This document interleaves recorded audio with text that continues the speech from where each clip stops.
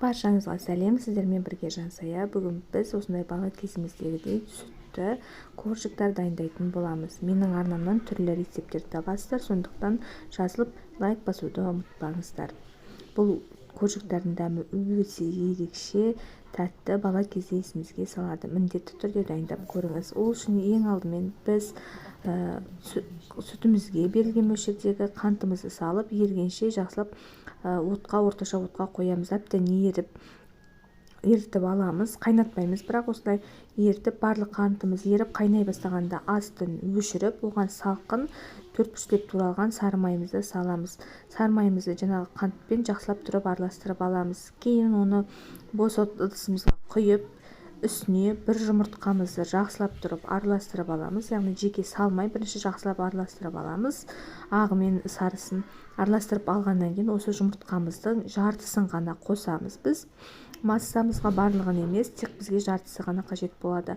Осы массамызбен жақсылап араластырып, кейін үстіне қажетті мөлшердегі ұнымызды саламыз. Барлық мөлшер бізде описанияда жазылып тұр. Осы ұнымызды салғаннан кейін жарты шай қасық ас содасы және жарты шай қасық тұзымызды қосып, жақсылап тұрып, қамыр пайда болғанша қолымызбен араластырып илейтін боламыз. Миксер болса, миксермен де илеп алуға болады. Осындай қамыр пайда болғаннан кейін илеп, оны біз 20 минутқа тоңазытқышқа қойып қоямыз. Кейін тоңазытқыштан алып шығып, бір-екі рет осылай қолымызбен басып, оқтаумен жақсылап тұрып, 2-3 сантиметр қалыңдықта етіп жайып аламыз. Видеодағыдай етіп барлығын жақсылап тұрып жайып алғаннан кейін дөңгелек формаға кесіп алатын боламыз.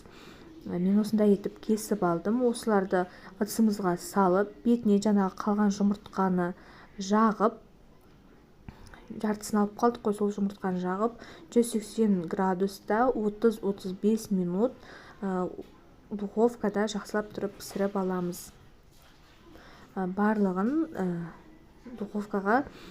духовканың ыстығына байланысты, өздеріңізді маған 30 минут кетті, сіздерде одан да көп немесе аз кетуі мүмкін. Осындай печеньяларымыз, коржиктарымыз дайын болады. Міндетті түрде жасап көріңіздер, лайк басуды ұмытпаңыздар.